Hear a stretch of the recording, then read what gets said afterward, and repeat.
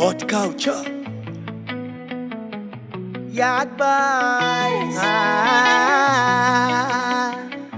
Hey, Lick Keys. Zimbabwe Tribe, Chief. The Red Cat.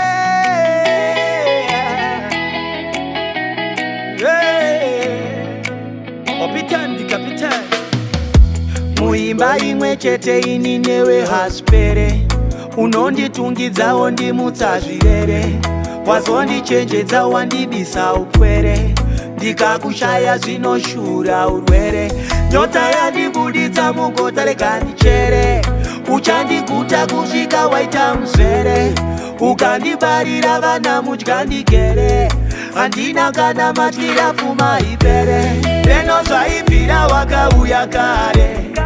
Wakandimirira ndotenda Mwari. Paunhu hwedu netsika dzechinyakare. Ndinokutora ndambobvisa mare. Leno zvaibvira wakauya kare. Wakandimirira ndotenda Mwari. Musika vanhu ndiye akasika sori. Iyo ilobola yoparugare. Nhasi tachata zvakare tokanganwa. Tizarivare mudiwa munamo mafaro zofanana. Tava nyama imwe miko tapana neminwe tafenzana. Ona tipenderere kusuwa urwere nenzendo tochembedzanaka. Topemberera leno zvaibvira wakauya kare. Wakandimirira ndotenda Mwari. Paunhu hwedu netsika dzechinyakare. Ndinokutora ndambobvisa mare. Leno zvaibvira wakauya kare. Wakandimirira ndotenda Mwari. Musika vanhu ndiye akasika sori.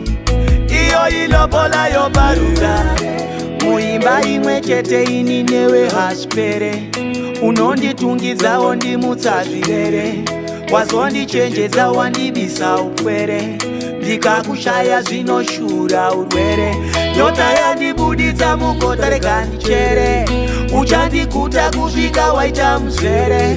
Ukandibarira vana mudya ndigere. Handina kana matyira pfuma ipere. Leno zvaibvira wakauya kare. Wakandimirira ndotenda Mwari. Paunhu hwedu netsika dzechinyakare. Ndinokutora ndambobvisa mare. Leno zvaibvira wakauya kare. Wakandimirira ndotenda Mwari.